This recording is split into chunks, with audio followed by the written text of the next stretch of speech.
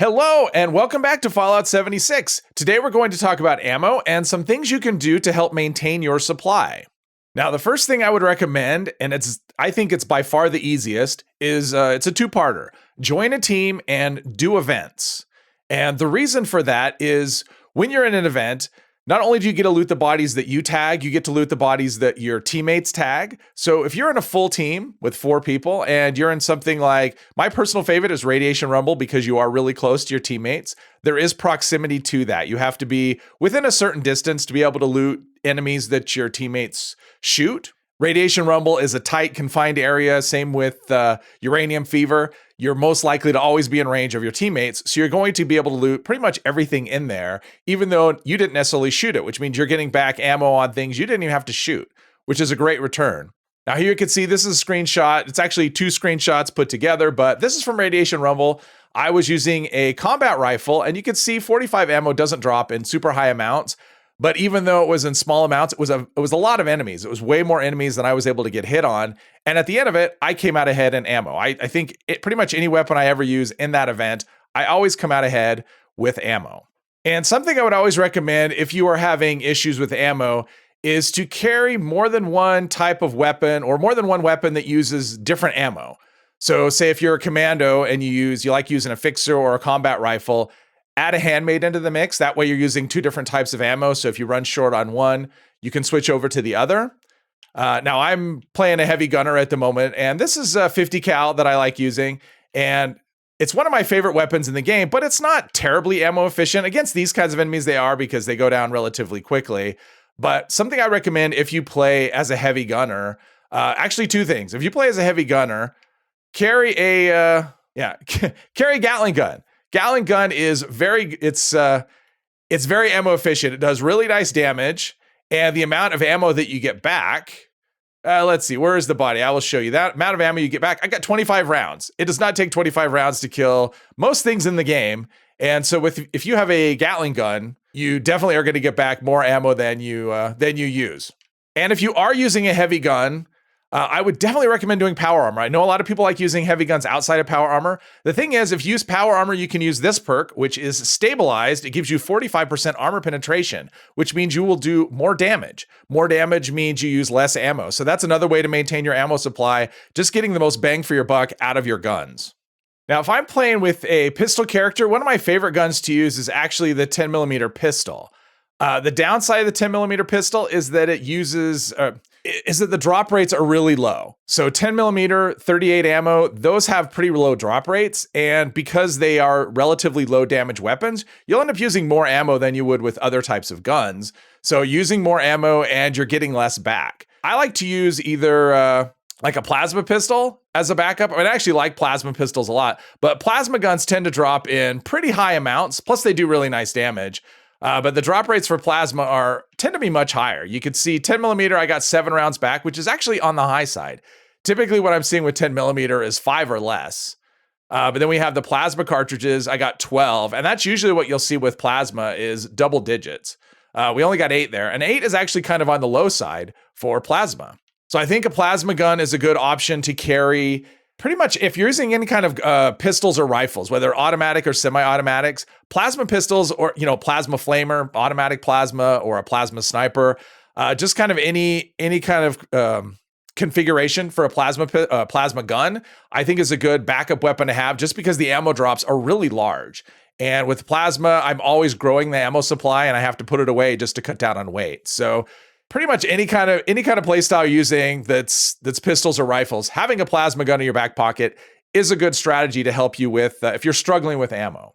So before we get to the next thing, let's talk about the picked up items list. So this game will keep track of what your character picks up, and that list is the most recent 255 items. So for example, if I pick up this duct tape right here, this is a static spawn, so this will always spawn duct tape. If I pick this duct tape up, it'll be added to my list. It'll be the most recent item. And before it has a chance to respawn, I need to pick up 255 items, so this falls off of the list. The duct tape will also never respawn on the same world where I picked it up. So if I pick it up, I would have to go to another server before it had a chance to respawn, and I would have to clear my 255 items list. Now, if you're brand new to the game, You have a brand new character. You're probably picking up everything that you come across. So clearing that list, it's probably getting cleared rather quickly because you're just picking up everything because you need every kind of resource, every kind of scrap imaginable. But suppose you're not in that position where you're only picking up a certain amount of things. There is a way you can clear your list. This is actually a pretty well-known location. Basically, this is Somerville, and where I am standing is the fast travel spot. When you fast travel, this is exactly the view you're going to have, and it's actually that house right there. It's pretty much commonly known as the book house. I think that's what most people call it. That's what I call it, is the book house. And what you want, now there are ghouls in here, not that many. So you have a few ghouls to deal with, but ghouls are squishy, so it's not that big of a deal. But what you're here for is these books. There are burnt textbooks all over the place. I think there's well over 300 of them. You can see they're all over the stairs right here. They're on the bookshelf. There's even some, get rid of him. There's some on this table right there.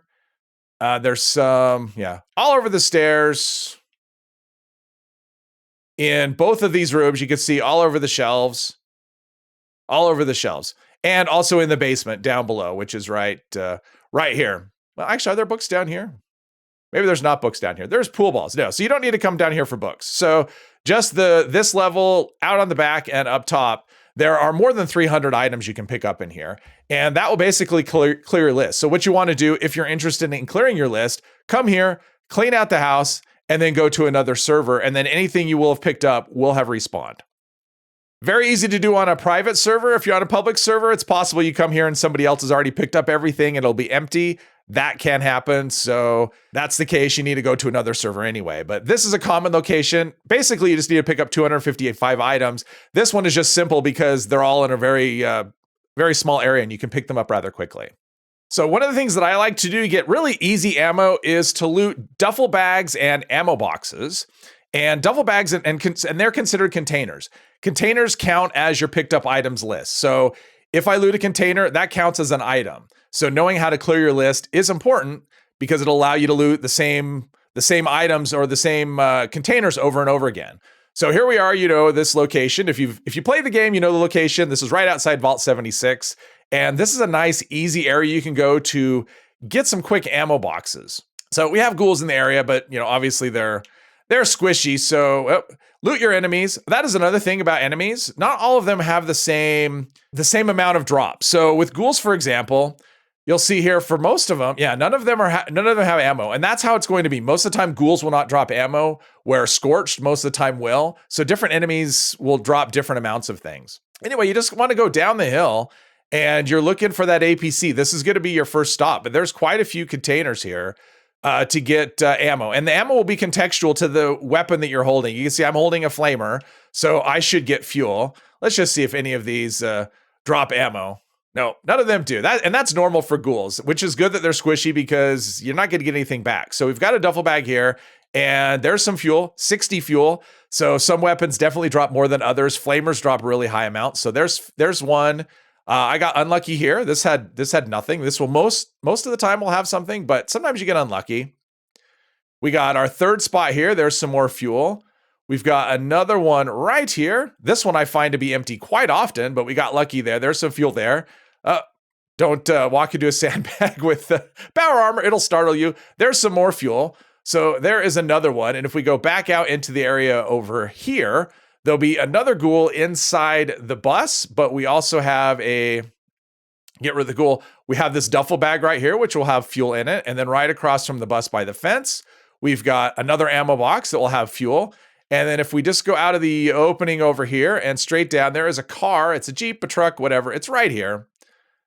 And right here, there's an ammo box. And this one's empty as well. Usually these will be full, but sometimes you have a chance for things to be empty. But right there between the ammo boxes and the duffel bags, that's 8 containers right there that can have ammo in them. So that's a way you can get a quick, depending on your ammo type, you can get a few hundred ammo with, take you maybe a minute, and the enemies are kind of nothing to fight. So, and there are ammo boxes and duffel bags all over the world, but this is one that for me is a really nice concentration. But as you explore the world, you'll find other locations that have those. And I like this one especially just because it's easy. It's very quick and the fighting is very minimal. And in fact, if you wanted to sneak, you wouldn't have to fight at all. So that's another recommendation, looting ammo boxes and duffel bags. Now, the next way to get ammo, of course, is crafting. And to craft ammo, you need materials. So if you're crafting ballistic ammo, typical combination is lead, gunpowder, and steel. And lead is usually the one that you're kind of looking for. So in terms of lead farming, Lucky Hole Mine is one of the more popular ones.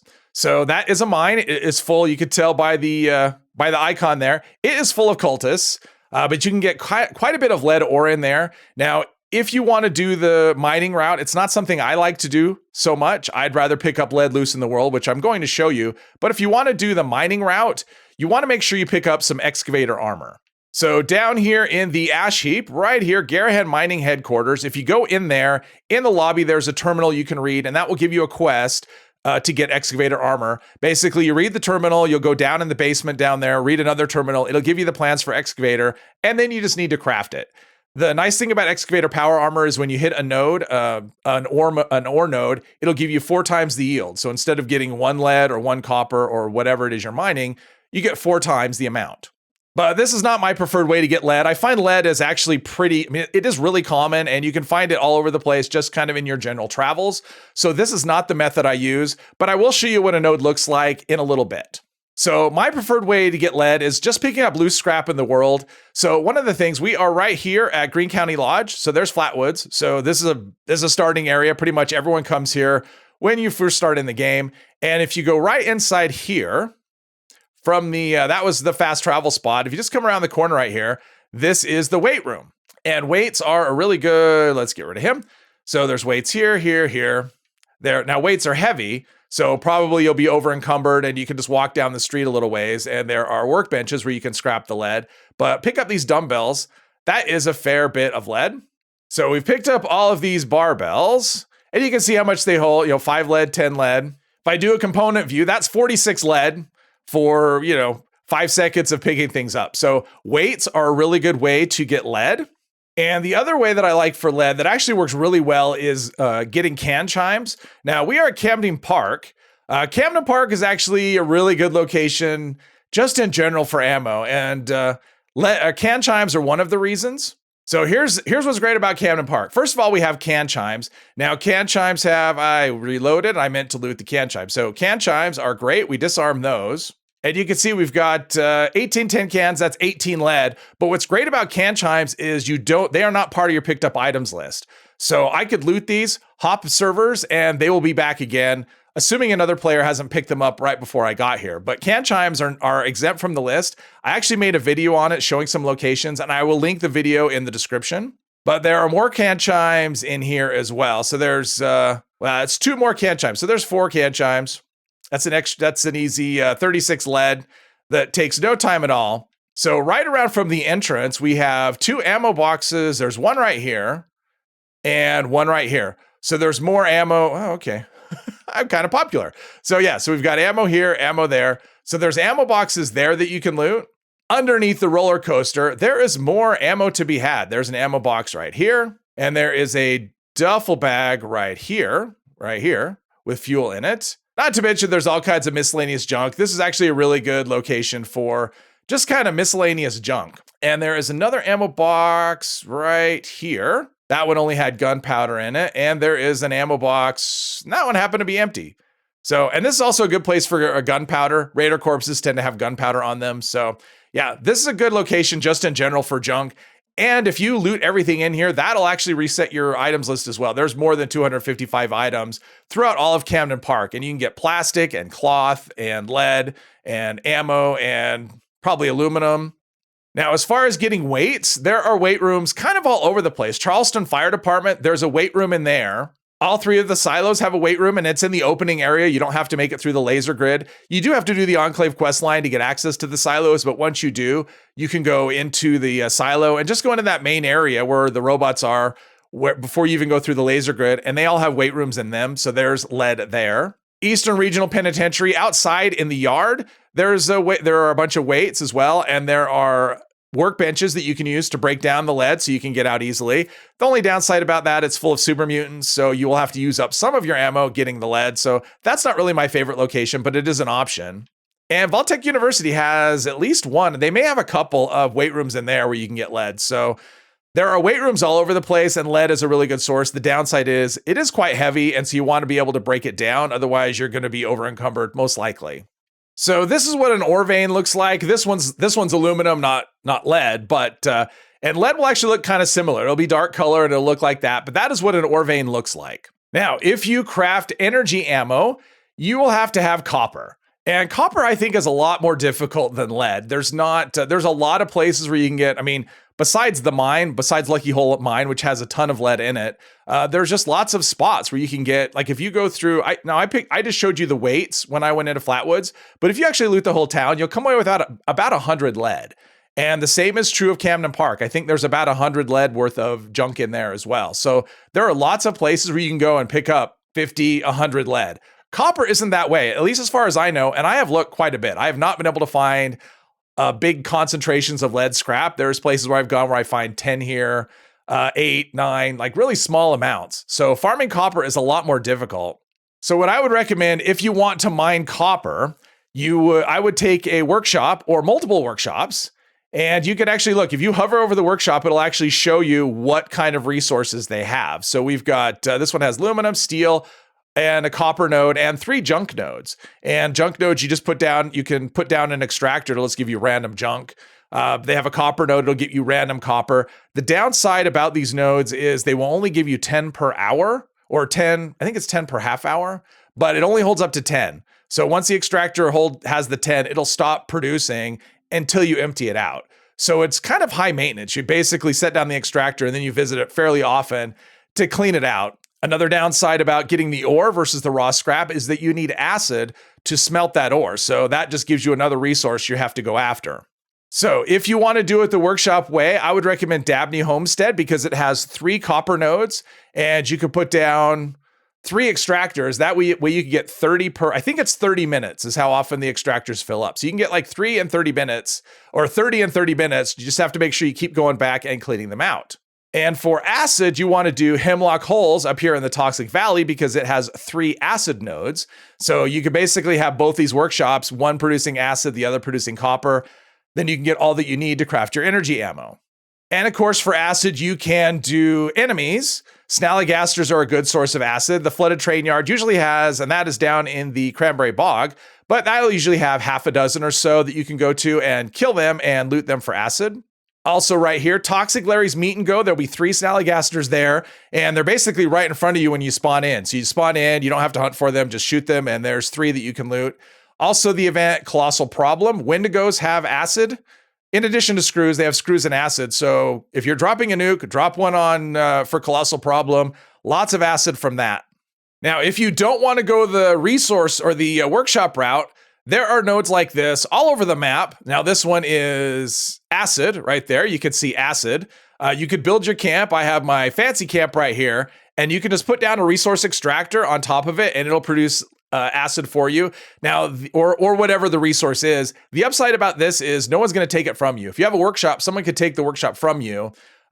So there's that. So having a camp by a resource node can be very handy.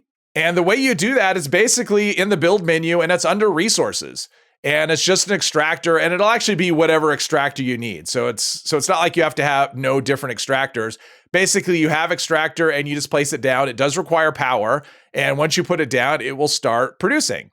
So this little node is right here. There's Arctos Pharma. This is right here. This is where this acid node is in case you want to do, they are all over the map, but in case you're looking for one in a nice, easy location like the forest, there's an acid node right here. And if you are looking for a copper deposit in a nice, easy location, pretty close to the acid, it's not close enough where you can have both of them in your camp, but again, right by Arctos Pharma in the forest, a nice, easy, low-level location. And this one has the advantage of having a pretty decent view if you put a camp right here. I have done that in the past with other characters, but not on this one. So here I am at the lighthouse, and just right inside the basement, you have these souvenirs. There's not that many, but if you pick up these souvenirs, however many there are, there's 6 of them, it looks like. And one of those lighthouse souvenirs has 2 copper. So if you pick up all of these, that's going to give you 12 copper. It's not a lot, but for copper, that's actually a pretty big amount, just because you just can't find copper in large amounts, at least as far as I know. If somebody knows a place where there's a lot of junk that I can scrap for copper in one location, please leave a comment below, because I spent a lot of time looking and I have never found a location that gives me more than maybe a dozen or so.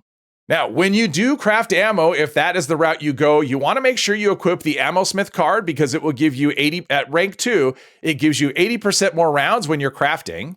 You also want to use Super Duper because it gives you a 30% chance to get double the results. So that will give you more ammo that way. And if you have legendary perks and you are struggling with ammo, you should consider Ammo Factory. At maximum rank, it gives you 150% more rounds, and that is on top of the 80. So it doesn't add to the 80, it's 150% of what you get on top of the 80. So it really multiplies out really quickly. And even at rank 1, it's 50% more rounds. So this is a really good perk for someone who just goes through a lot of ammo and is always struggling with it. So that's something to consider as well.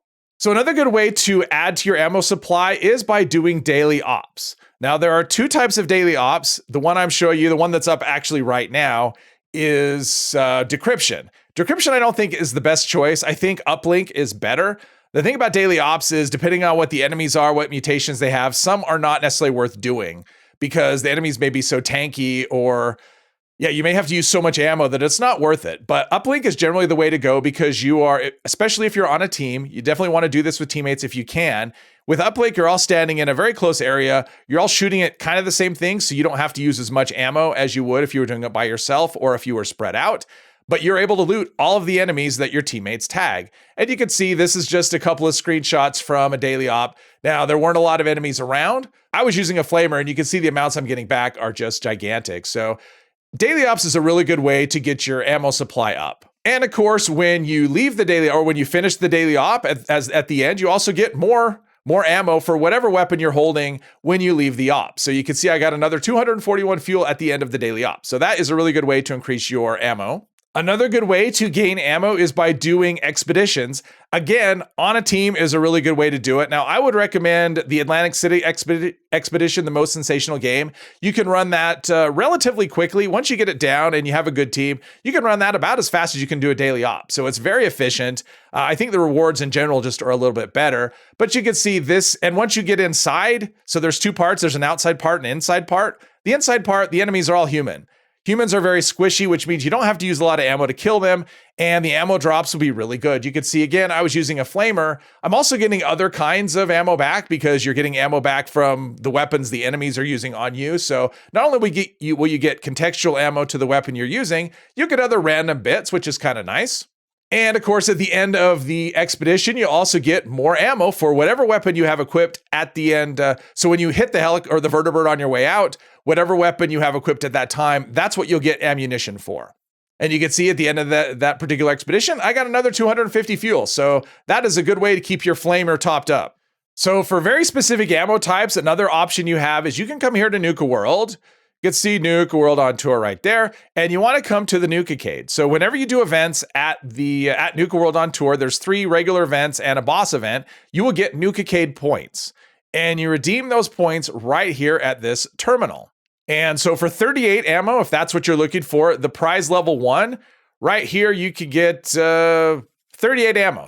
For every 100 Nuka-Cade points you have, you can get 16 38 ammo. I mean, it's not a ton, and you'll have to do a bit of button clicking, but you don't have to do any fighting. You don't have to do any looting. And what are you doing with those Nuka-Cade points anyway? So if you're using 38 ammo, this is an option. Prize level 2, if you're using 10mm ammo, every 200 Nuka-Cade points gets you 28 rounds. And the other ammo type that you can get here is 45 ammo. That is more expensive. It takes 600 Nuka-Cade points for 28 rounds of 45 ammo. Not a ton. I mean, these aren't massive amounts, but it is free. If you're doing events down here anyway, you probably have, like I do, I have points I'm not spending. So if you have points you're not spending, this is an option, but it only has those 3 types of ammo. So it's really a limited case, but for those types of weapons. And the thing is, 10mm, 38 and 45 all drop in relatively small amounts. So if you are using those, probably you're having trouble keeping up. So this is a good way to get some free ammo for events you're already doing. So another option for finding ammo is player vendors. It used to be really good because now there's an ammo box for Fallout First. I think a lot more people just kind of put ammo in there and forget about it. So I don't think it's as good as it used to be, but still, if you look at player vendors, And say you look at it on the map, this is what you can see. It'll actually show you that he's selling ammo. He's got 15,000 rounds of something. I don't know what it is. Let's find out. So if we go under ammo, oh, he's got a good assortment here and it's priced really well. So this is how ammo should be. Like these common types, 308, 38, 44, all these common ammo types, they should be priced at 1 cap each. That's a really good price for, that's kind of the normal price for ammo. So hopefully you're not struggling with caps. If you are, obviously this isn't an option, but if you have caps to spend and you need ammo, looking at player vendors is a good source, a good thing to try. So there are a couple of ways you can have ammo produced at your camp. One is with this ammo construction appliance. It costs 750 gold, and you buy it here from Mortimer, and that will produce various types of ammo over time. It doesn't produce a lot though, and it doesn't produce ultra. So if you have ultrasight ammo, it won't produce that. It only produces standard ammo types. The downside about the ammo construction machine is, number one, the amounts it doesn't produce very, very large amounts. It produces them rather slowly, except for certain amounts. Certain amounts are okay. But also you need maximum rep with the Raiders to get that from Mortimer. So until you have ally reputation with Mortimer, the plan doesn't show up. The other machine is an ammo converter. Again, it's through Mortimer, but you only need friendly rep with the Raiders, I believe. And it's also something that's available from Minerva from time to time. Now that costs 1,250 gold bullion from Mortimer and 938 gold bullion from Minerva, but it could be months before Minerva has it in her inventory. So it's kind of a hit and miss thing. Another downside about trading with Mortimer is he doesn't actually show up in the game until you have done the vault raid at vault 79 with it doesn't matter who you do it with, whether it's through Foundation or Crater. Mortimer doesn't actually even come into the game until you've done the vault raid. So that's kind of a downside of that. Now, one thing I forgot to mention about the ammo converters, you can actually get it in the Atomic Shop. I think it's 500 atoms. I believe that's the cost on it. The upside about buying it in the Atomic Shop versus buying it in the game. So if you use gold to buy it, you only have it on that character. But if you buy it through the Atomic Shop, you'll have it on all of your characters on your account. So yeah, with the ammo converter, probably want to use atoms depending on what your atom situation is. That's the preferred way to go. I think it's a better option rather than having it. But if you only have one character, it doesn't matter. But if you're like me and you have multiple characters, it's nice to not have to buy it on each one. So one of the things about the ammo converter is that, number one, it's not super generous with the conversion rate. We'll just look at, say, 50 cal ammo right here. The interface is rather cumbersome as well. So that is the downside. But you can do it in 100,000 or 10,000 rounds at a time.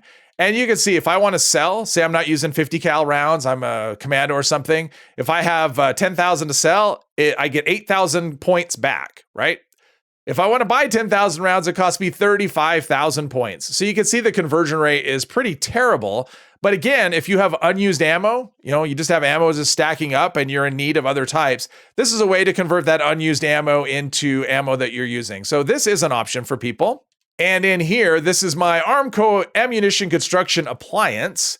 And I have it set to 50 cal. Now 50 cal rounds are really slow. I mean, that's probably an hour. So 92 rounds in an hour isn't much. And once this hits each ammo type has a maximum amount that it will produce. Once it hits that, it'll stop producing just like any other kind of resource generator. I found this to be actually pretty decent for 5.56. It does about 200 rounds an hour. That's how much it holds, is 200 rounds. So it produces a decent amount of 5.56. It's terrible at other things like 45. So this is one of those things that, yes, you need maximum reputation to get it, but I wouldn't be in a hurry to grind to get this, because it's probably not going to make much of a dent for what you're using, but it is out there. So I thought I'd make you aware of it. So I have seen a lot of comments lately where people are asking, how do they get more ammo, or just saying right out that they're struggling with ammo. So hopefully the suggestions in this video will help you. If they did, please hit one of the buttons, and I hope you'll join me in the next one. Thank you very much.